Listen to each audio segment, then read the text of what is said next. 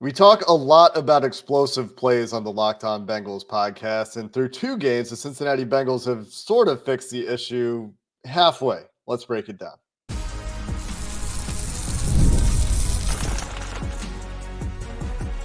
You are Locked On Bengals, your daily Cincinnati Bengals podcast. Part of the Locked On Podcast Network, your team every day.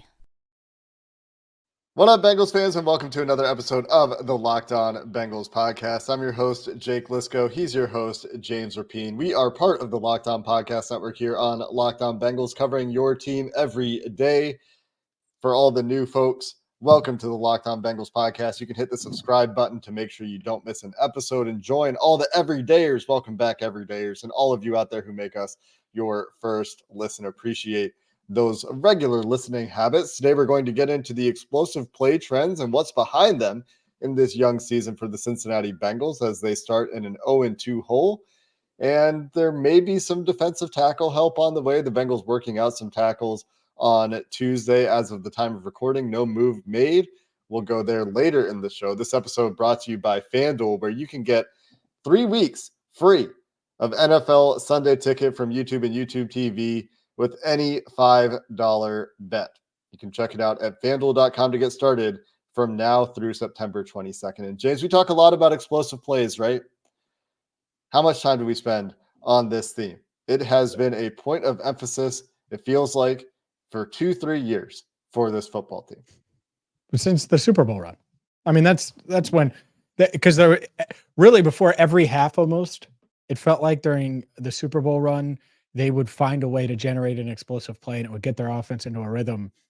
And yeah, we haven't seen that nearly to that level, but really approach that level. And outside of, I'm trying to think, so they have 3 plays of 28 yards or more in 2 games.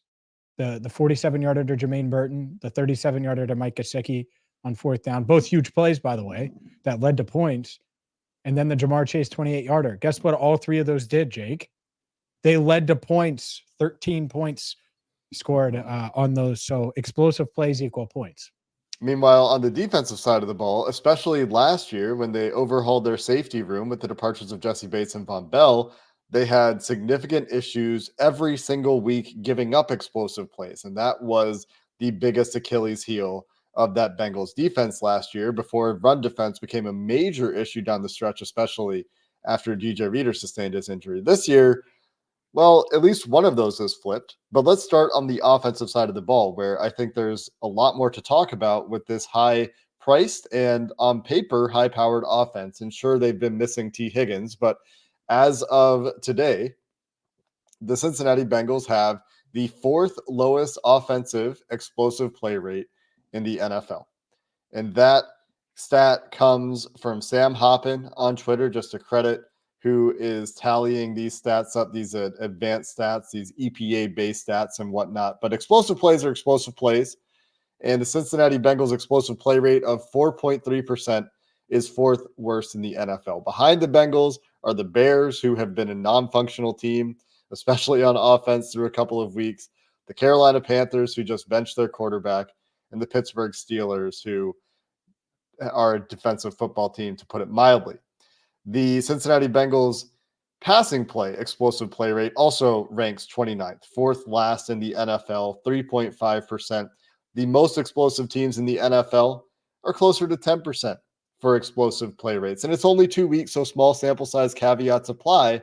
But when you think about where the ball has gone for the Cincinnati Bengals, and last week we talked about yards after catch as an emphasis, that explains a lot of their passing game explosive play issues. The other thing that we can point to, and we'll get there, I think, after we talk about the passing game and the receiving weapons and Jamar Chase's role in this, is their running back splits right now and the way they're using their running backs in the running game do not lend themselves to a high explosive play rate in the run game either. But we expected this team to rediscover some of their explosiveness in the pass game specifically this year, James. We haven't seen that through 2 games.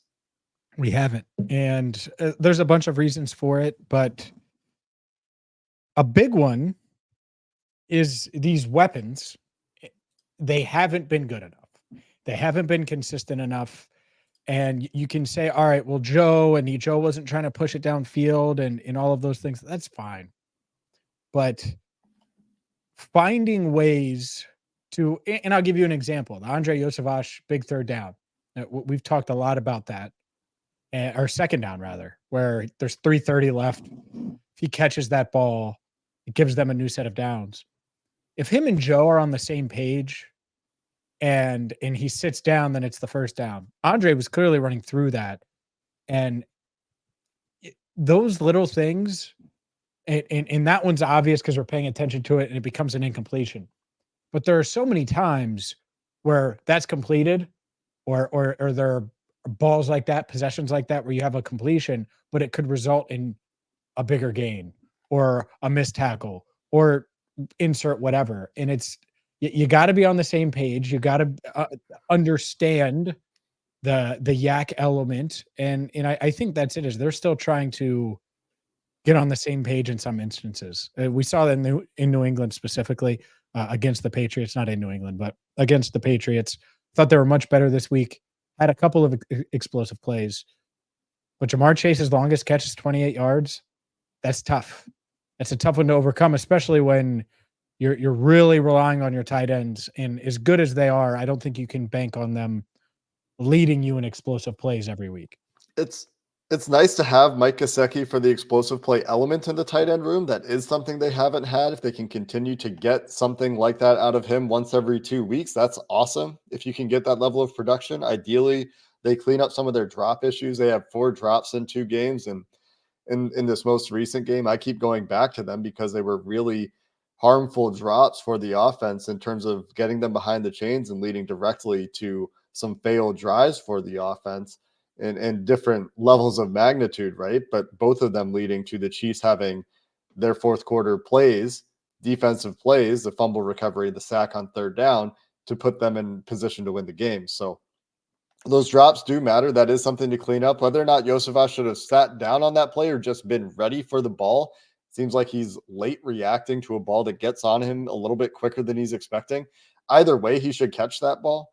And so that is something to clean up for Yosevach. Getting more production out of him between the 20s is something that the Bengals will need to do if he's going to be the second or third, when T. Higgins returns, receiver on the football team, because that is a big role on this team. They went away from 11 personnel last week. You credit the coaching staff for that. And they found some explosive plays. One of those out of a heavy set on the play action play to Jermaine Burton out of pistol. That's awesome. But to your point, not only do they need more from these weapons on the whole, who, by the way, the Bengals on aggregate have PFF's 5th lowest receiving grade in the NFL so far this year, after they were 11th in 2023, 6th in 2022, and 4th in 2021. That includes all players who have receiving opportunities, running backs, tight ends, wide receivers. They all need to be better. And to your point, James, the Bengals need to have a better plan for Jamar Chase. And Jamar Chase needs to be a more impactful football player for this team. When you're talking about him being the highest paid receiver in the NFL, which is an offer the Bengals made, you need him to produce at that level. And whether there's frustration that boils over in a really bad penalty, or they're just not getting enough in terms of producing those opportunities for him within the structure of the offense, that is something that needs to change. Well, he wanted to be the highest paid. He wouldn't have been the highest paid, just to be clear. But I get your point is the point. But yeah, it would have been close. It's one of those things like Trevor Lawrence didn't surpass. Anyways, the point is he's a hell of a football player. You got to maximize him. And that's what's weird about the week one thing. And it's so clunky because of all the things that went into that, and they lose. And so, yeah, they have to generate more explosive plays. It starts with Jamar Chase. He's their best player, not named Joe Burrow. And that includes Trey Hendrickson. And people debate that and be mad at me and annoyed about it. Jamar is awesome. And so you know what you have to do? When teams are doubling him or playing him with Trent McDuffie in a really good corner, you still have to find ways to get him the ball. And for the offense to get him involved, because he is your top playmaker, your top weapon. And good things happen when Jamar has the ball in his hands. So that's got to be a point of emphasis. I know it will be. Let's continue with the big play conversation, and we will start to talk defense coming up next. Today's show is brought to you by DoorDash. DoorDash is the app you got to get right now. I use DoorDash all the time. And what's great about it, it's an on-demand delivery platform. So whatever you're craving, whatever food you want, you don't have to leave the comfort of your own home. Football season is busy season. So when I'm home, I don't necessarily want to run out and go through a drive-through or pick it up here, there. Anything in Cincinnati I can get with DoorDash. I love DoorDash because, again, it's your door to more. You can download the DoorDash app now and order all of your game day favorites. Maybe you're thinking, all right, the Bengals are playing Monday Night Football. That means I can stay in and watch Sunday games all day long. Well, DoorDash is the way to do it. And right now, you download the DoorDash app and use promo code LOCKEDFALL24 for 50% off, up to $10 value when you spend $15 or more on your first order. It's a limited time offer and terms apply. Promo is not valid for orders containing alcohol. DoorDash, your door to game day greatness, your door to more. Download the DoorDash app now to order your game day favorites. Must be 21 or older to order alcohol. Drink responsibly. Alcohol available only in select markets. This episode of Locked On Bengals is also sponsored by FanDuel. You've heard us talk a lot about FanDuel on this podcast. They are a great partner for us. They can be a great partner for you. They are America's #1 sportsbook. And right now they have a different offer for you than what we've normally talked about. And that is through September 22nd, which is only a few days away now.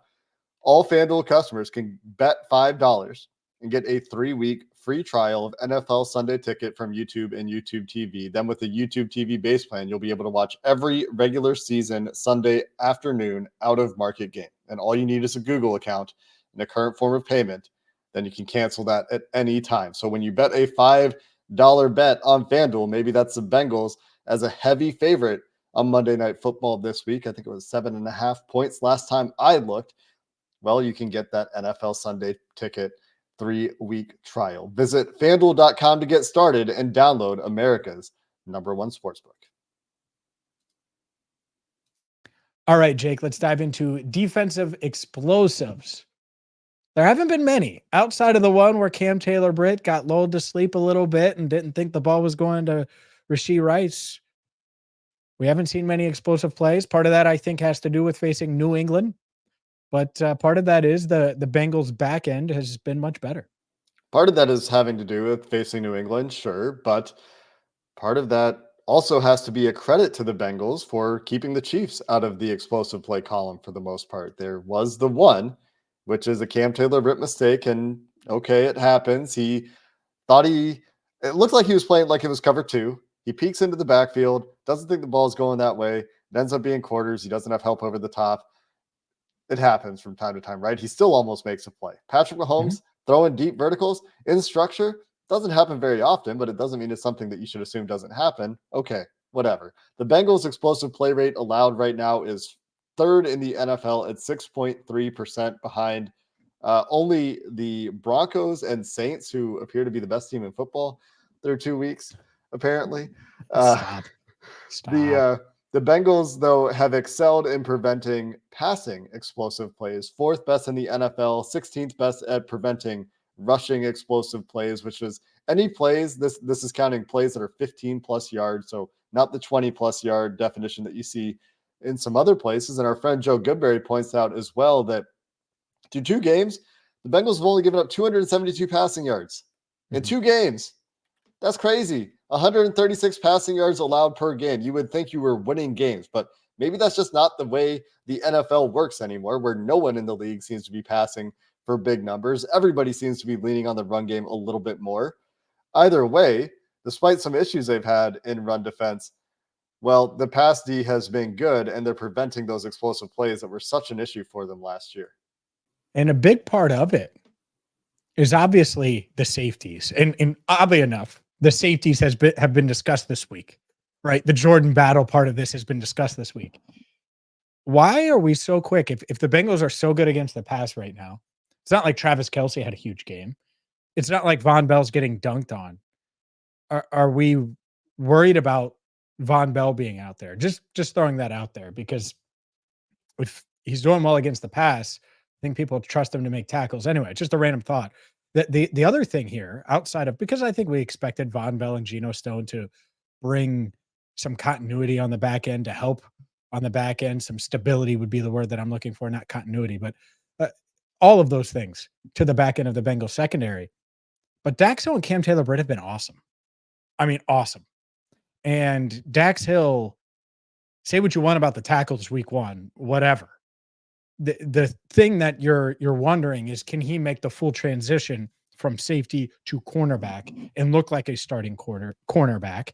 And so far, not only has he done that, but you're going up against the Chiefs and you give up 2 catches for 17 yards, I think it was, according to Next Gen Stats. I mean, what more could you ask for from Dax Hill? Obviously had the big pass deflection as well on the 2-point conversion.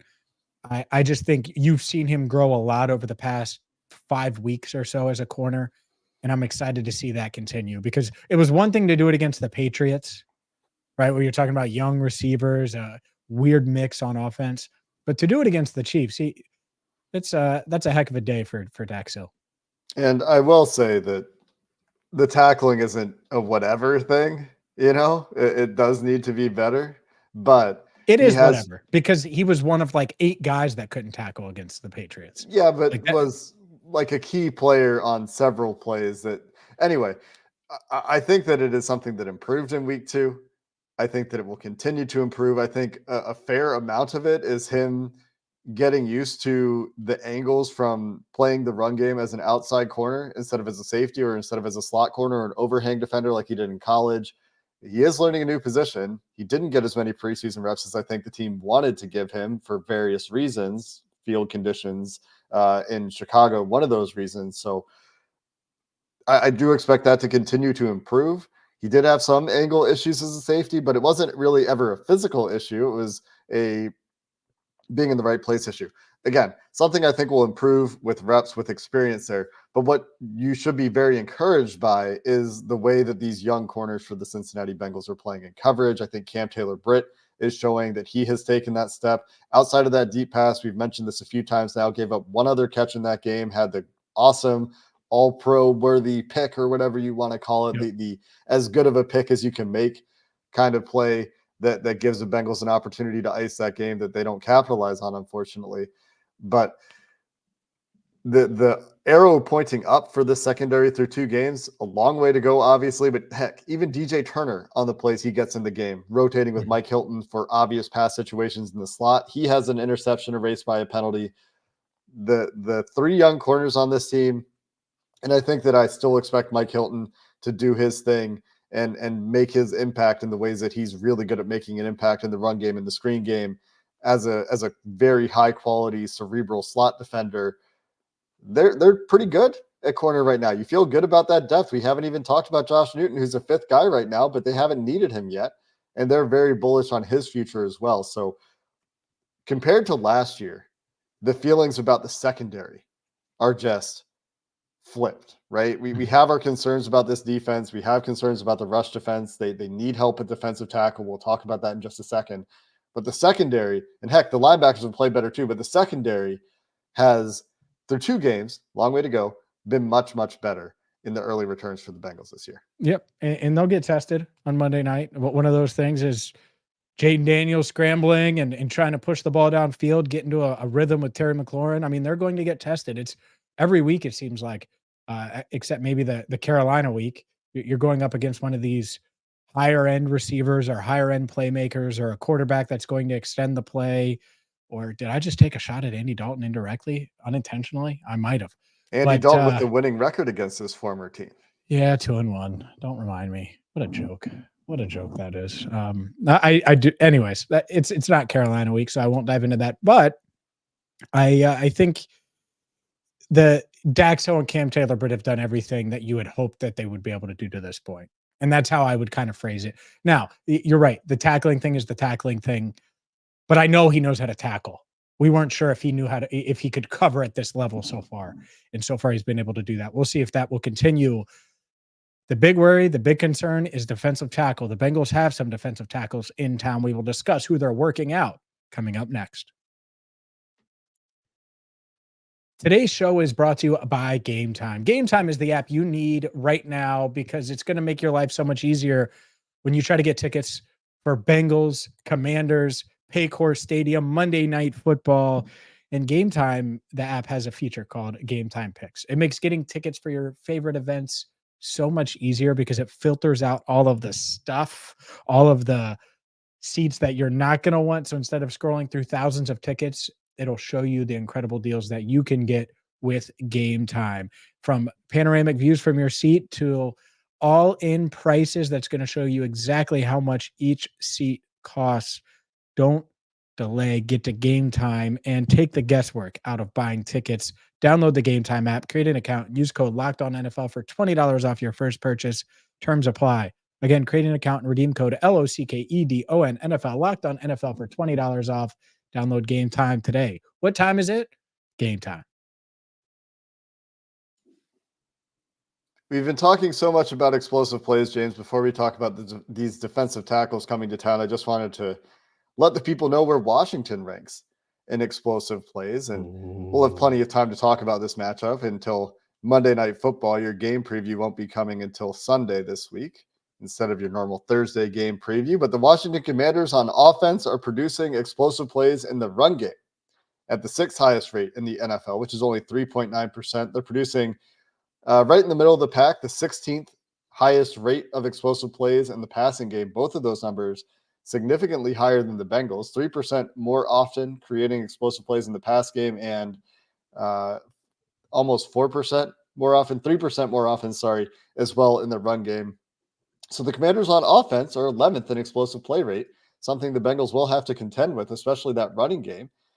However, on the defensive side of the ball, they are allowing explosive plays, specifically in the pass game, at the 28th highest rate in the NFL, 9.4% of passing plays against the Washington Commanders, explosive plays. They're also giving up the 24th least,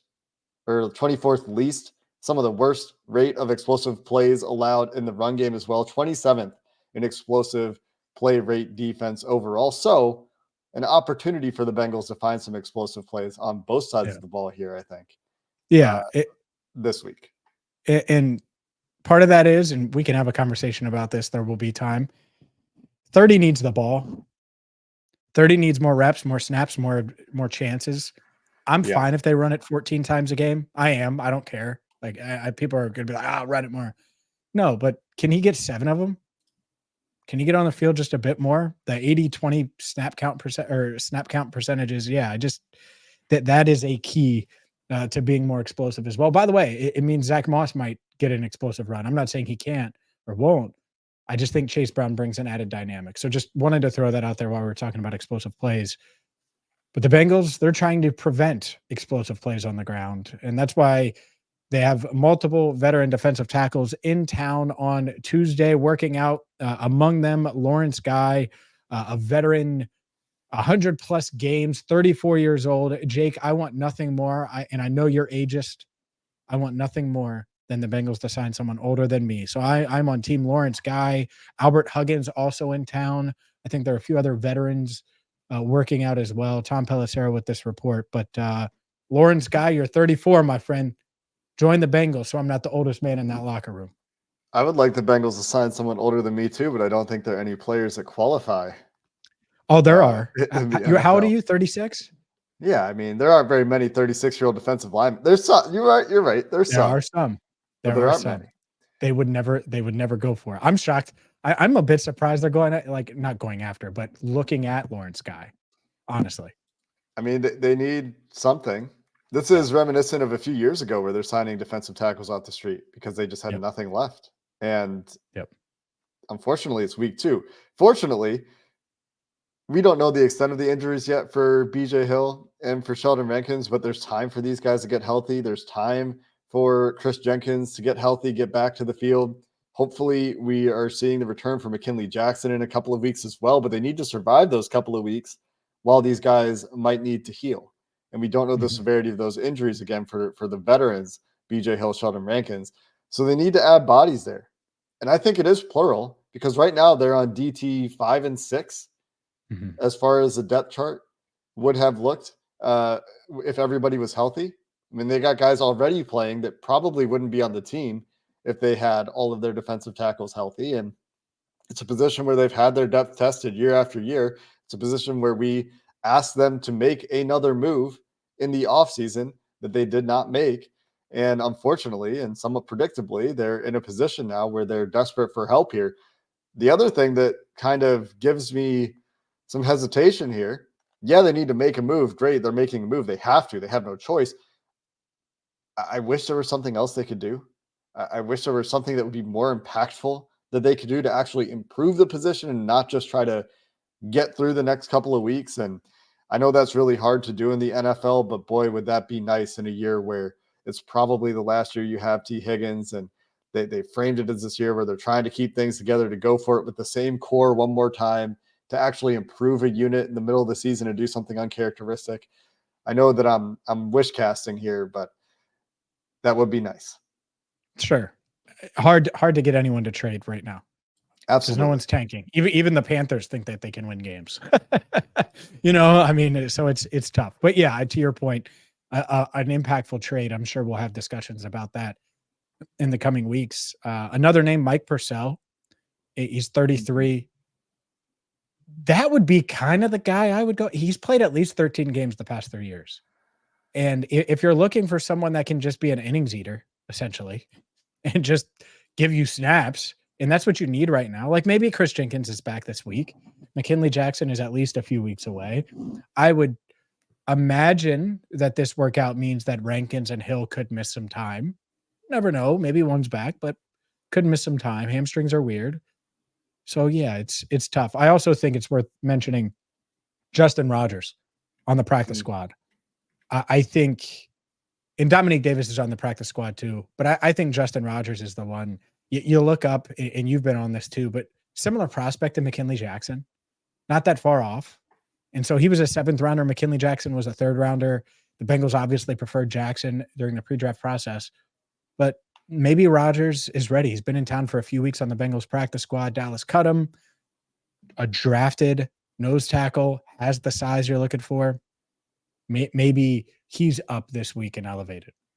It would probably be him and a potential veteran, right? Yeah. They might need the multiple bodies, and you could be asking, why wasn't he up last week? Or, I mean, I guess they had 2 defensive tackles get injured in the game. That's tough. And it's the Kansas City Chiefs. So do you really want to use an extra roster spot on a nose tackle? But then they had Tanner Hudson active to be the emergency long snapper instead of using that spot on a player that could have played maybe in that game. I don't know. You don't want to be without a long snapper, obviously, but that is a question that's easy to second guess in 2020 hindsight. Point is, they need some help in that room.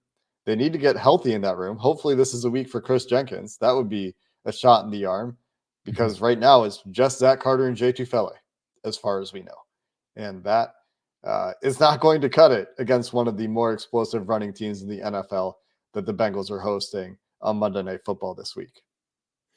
Yeah, it's so thin, man. I hope, honestly, what do you think? I think it would probably be Lawrence Guy. I know Huggins is younger. He's bounced around. I bet Guy can show a little bit more. Maybe I'm dead wrong. Maybe he's just washed. But I think you add a veteran, and you're probably looking at 5. Like you promote one or you elevate one from the practice squad, even if Chris Jenkins is healthy or healthy enough to play, you probably have 5 defensive tackles, right? I mean, Washington wants to run the ball. That's something they want to do. You can't just go out there and get dominated in the trenches. So yeah, I would not be shocked if they have 5 defensive tackles potentially active on Monday. Yeah. It's a bad spot to have the quantity of injuries they've had with the quality of that unit in the first place, where we already had questions even when it was a healthy group. And we'll see if they can start to right the ship here with a pretty good running game led by an athletic quarterback. They'll get at least a warm-up for Lamar Jackson a couple weeks later in that game that looks like it's going to matter a whole lot in week 5 with both of these teams, Ravens, Bengals starting 0-2, and both of these teams presumed to be at the top of the AFC North instead of the bottom. But I will say, at least for the Bengals, They're maybe one game worse. It's 0-2. That's bad. People talk about the 0 tombstone. I heard that this week. Kind of like that. 0-2 teams have a tough time making it to the playoffs. But really, the Bengals are one game worse than we thought they would be at this point. And that's bad. Don't get me wrong. But it's only one game. So plenty of time to get things right. And that's just a little tangent that has nothing to do with the DTs. We expect them to sign one. And hopefully it helps. Hopefully it makes a difference. But it's tough in season when you're signing defensive tackles off the street. And we've unfortunately lived through this before with this team. Calais Campbell, why didn't you just go get him? So many options. Just go get him? He was So right many there. options. Why didn't you just keep DJ Reader? Is something a lot of people are saying right now. And I get it. That's fair. It is fair, especially because it's like, where did that money go? Like, where did that? We don't talk. Oh man, yeah. I mean, Jamar. It's not like they put it towards a Jamar extension. It went to Evan McPherson, I guess. Anyway, that's going to do it for this. Evan's not catching straight. They should have extended. That's not a stray. It's just that's where it went. That's the only money they spent. I'm not taking a shot at Evan McPherson. I know you're not. It's just. Oh. Anyway, we got a crossover for you coming up tomorrow. We'll be DJ Reader and Calais Campbell. Oh man. Yeah. We'll be chatting with David from Locked On Commanders to get the latest on what's going on with the Washington football team. That'll be your next show here on Locked On Bengals. Until then, thanks for listening to this episode of the Locked On Bengals podcast. Hoo day, and have a good one.